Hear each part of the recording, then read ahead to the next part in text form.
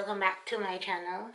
So I've been MIA for quite some time, and clearly you see who is the reason why. This is Jordan.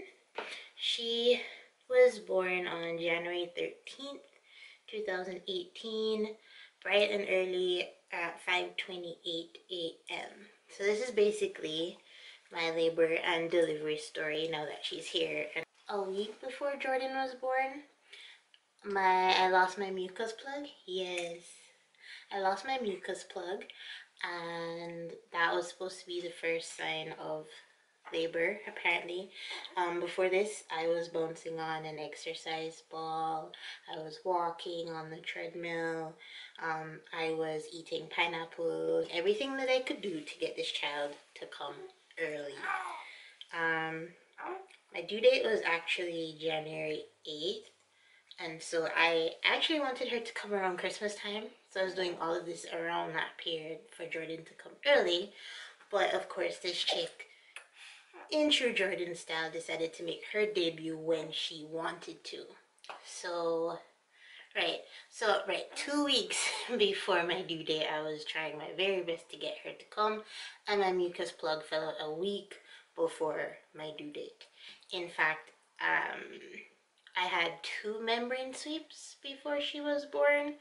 My doctor did one 2 weeks before my due date and a week before my due date. So when I was 38 weeks and one at 39 weeks. And eventually he said if I got to 41 weeks, actually 40 weeks and 5 days, then they would do an induction, which I personally did not want. And I was anti-C-section anyway, so I was like, okay, fine, I have to do all I can to get this baby to come naturally. So following the membrane sweep, which really hurt, by the way, and if you're not familiar with what a membrane sweep is, basically they push their fingers in your cervix and sweep your membranes, and that's supposed to stimulate the softening of the cervix, which would in turn start labor. On the 11th of January, I started feeling cramps. Like they weren't Braxton Hicks, but they weren't quite contractions yet. So I decided that I would go to the hospital. So I got to the hospital and they checked me, and I was only 2 centimeters dilated. Mind you, I've been 2 centimeters dilated for about 4 weeks. So that was low-key disappointing. And the lady was like, well, you're in pain. Just walk around the hospital and see if you can jumpstart something. My husband and I walked around the hospital for 2 hours. I walked up the stairs. I did squats, I walked upstairs, and I just kept walking and walking and walking and walking. After the 2 hours, the cramps basically subsided. And the key to knowing if you're in labor really is if you're feeling cramps and you walk and they go away, there's Braxton Hicks. If you walk and they get worse, chances are those are contractions. So mine subsided. Great. Anyways, they checked me. I was still 2 centimeters, so they're like, you're in pain, but you're not in enough pain for us to keep you, and you're not fully dilated. So I was like, okay, cool, I shall go home. So that was around 3 o'clock that Thursday, and we came home, and we were all just chilling. I was bouncing on the ball, and I was like, you know what? At this point, this baby is gonna come whenever she wants to come, so I'll just stop bouncing on the ball. And I was just feeling pressure. It was just kind of tender in my lower abdomen area, and in the vaginal area it was really tender, but it wasn't tenderness that I wasn't used to throughout pregnancy. So I was in the room hanging out with them, feeling pressure, but not pressure that was alarming. Not anything that would have caused me to want to go to the hospital. So I was like, hey, so I'm hungry. Can we order some pizza? So my husband's like, okay, I'll go order pizza. So he goes and he orders pizza. When he left, I kind of felt, you know, I just want a nice warm bath. So I went to my dad and I was like, I'm going to take a warm bath. And I couldn't even get those words out. I'm kidding. I'm not kidding you. Like, the words could barely come out because I felt pressure. I felt like someone came and stood right up in my pelvis. Oh my god, it was painful. I could hardly breathe. And the pain passed, and I was like, oh, what was that? So I was like, okay, they said I should rest. So I went in the tub, and I'm there chilling. I get in the tub, and I kid you not, fam, those contractions came like nobody's business, bro. I don't even remember when the pizza came, dog. Like, I was in that tub and I was just laboring and I was breathing. And at this point, I don't care. First of all, when you are having a baby, there's no such thing as a shame tree, my friend. I was there and I was laboring and they were rubbing my back and they were like, oh, let's put some bath bombs in there. And they put the bath bombs in there and we started timing the contractions, and these babies were coming every 4 to 5 minutes. And in the math class, they said, if you're having contractions that come every 4 to 5 minutes, that last a minute for at least an hour, honey, get your butt to the hospital. And I was like, okay, we need to go to the hospital. We need to go to the hospital now. And it's winter, mind you. It's January. It's Canada. It's winter. There's snow everywhere. And that particular day, it decided to snow like crazy. So, of course, you can't drive as fast as you'd like to. And I was like, I'm not trying to call no ambulance to come for me. I just want to get to the hospital without all the excitement. But I want to get there and I want to get there now. And we're off to the hospital. I felt no, Canada doesn't have potholes generally. But let me tell you something, fam.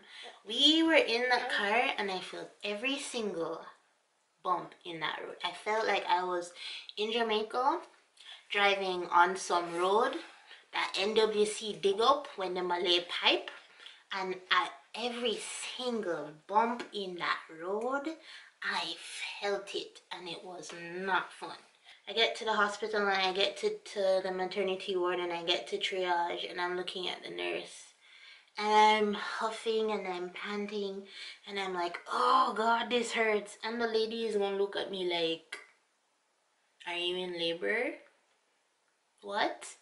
You work on the labor ward. Of course you know what labor looks like. Of course I'm in labor. What do you mean? Yes, I'm in labor. They finally put me in a room and I'm on the bed and Jav is there too. That's my husband, and his mom and my dad. My mom, my aunt, my sister-in-law. No, my mom and my sister-in-law were in like the family waiting room or something. And I'm in the room and guys, I'm telling you, I am dying because the pain was ridiculous. And then she said she had to come check my cervix. I had to mentally prepare for those fingers to go up there to determine how dilated I was. She goes, she checks my cervix and she says, oh, you're only what? 4 centimeters dilated. Let's see if we can get you to 5 or 6.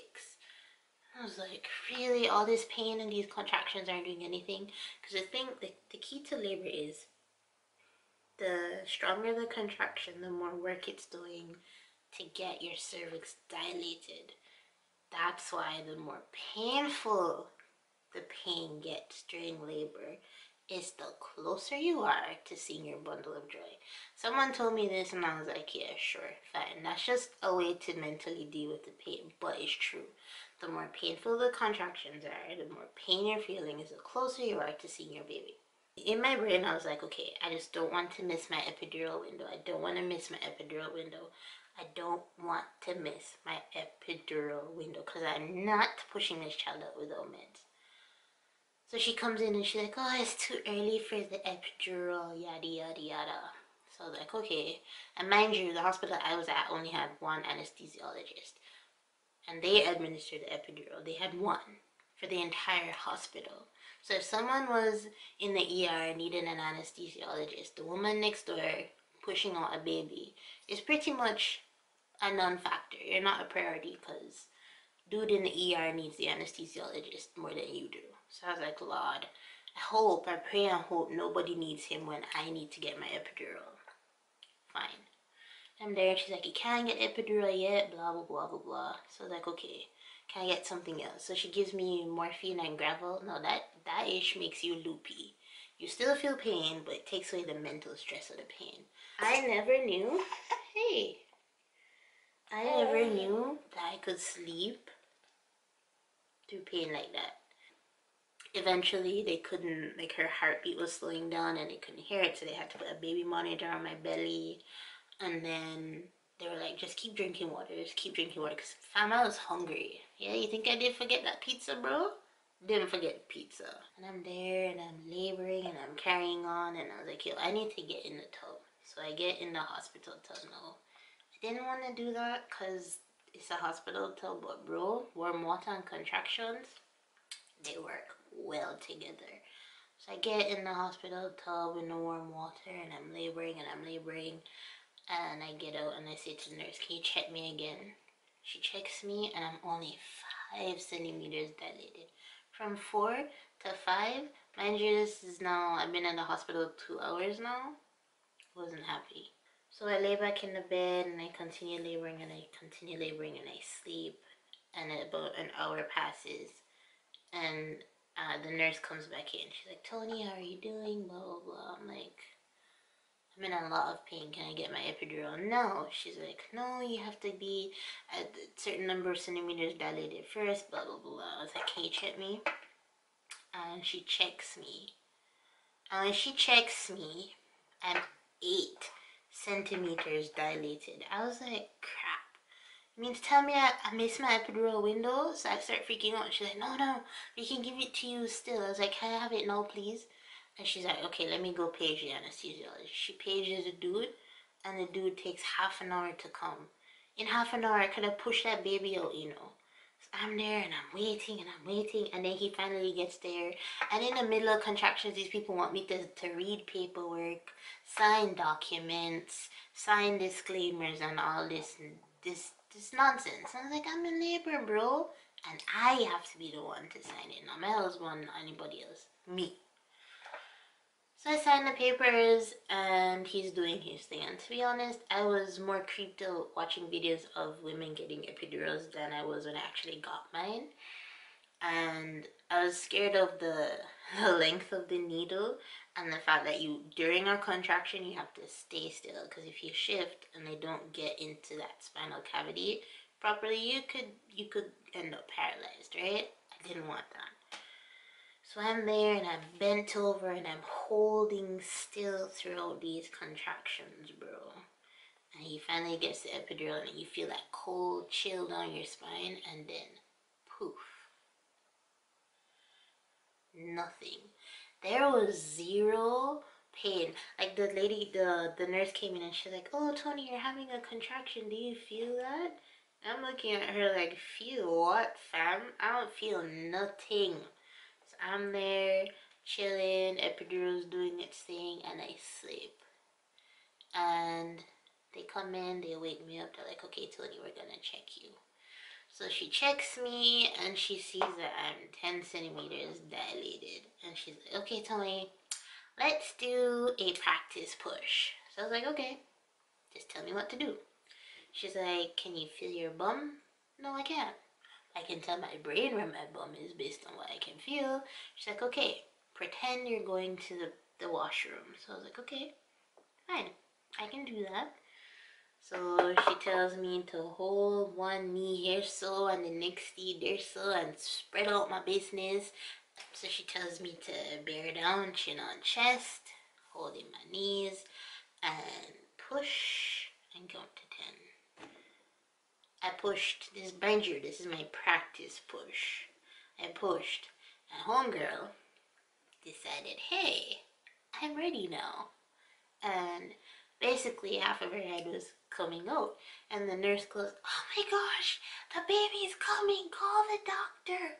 So people scrambling, and they get this like plastic thingy and put below my feet and grab this big old surgical ring light, what I have here, and push this light way down so everybody see my business, and tell my dad go one side, my husband go one side, my mother-in-law go one side, and I'm just there ready to push again. So the doctor comes in and she's like, okay, Tony, you're gonna push again.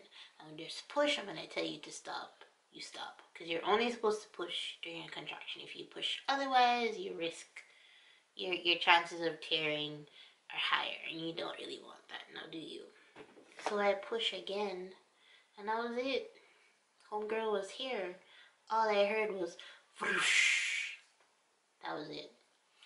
And then she comes out and there's meconium all over her. Now meconium is when the baby poops on the inside, and she comes out with the poop on her. So she had poop on her, and so they had to, I couldn't even get to do skin to skin right away, which kind of sucks, but hey, she needed to be cleaned up. So they take her, I push her out, they take her, and then all of a sudden I see them send everybody out the room except my husband. They're like, okay guys, you need to get out. It's important that you guys get out. And I'm like, what's happening? What's happening? I'm focusing on the baby, and doctor screaming, da da da da, you know, get everybody out. And then I felt myself slowly fading away, like fainting away, just like I was about to pass out. She's like, okay, Tonie, you lost a lot of blood. I need to sew you up and suture this and blah, blah, blah, blah, blah, blah. And I was like, really? She's like, yeah, the baby came out really, really fast and it tore really, really bad, blah, blah, blah, blah.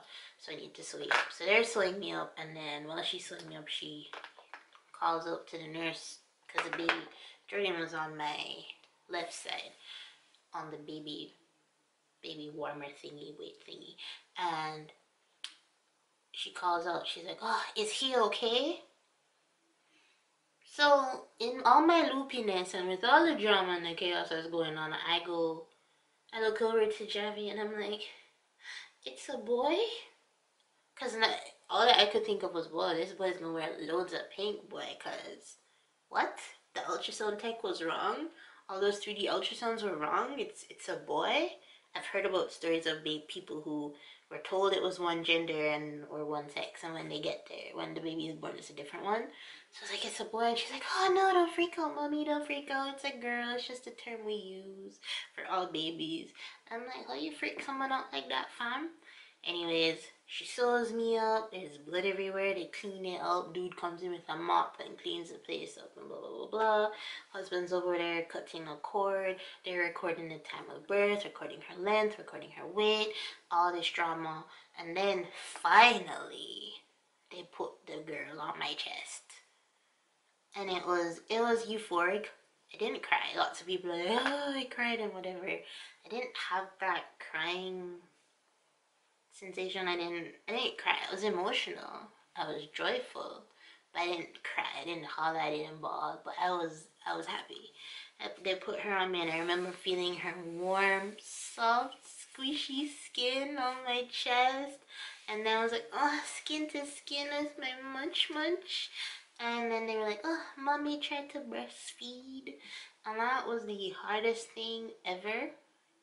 I'm telling you, it's easier said, it looks easier than it actually is, because there's so many components. You have to get the baby to latch, you have to make sure you're positioned properly, and I have big cojones, so big cojones, tiny baby, latch, that's a whole nother video for you guys. But that was how Jordan got here on January 13th, 2018 at 5:28 a.m. in the morning. I think that was a Saturday.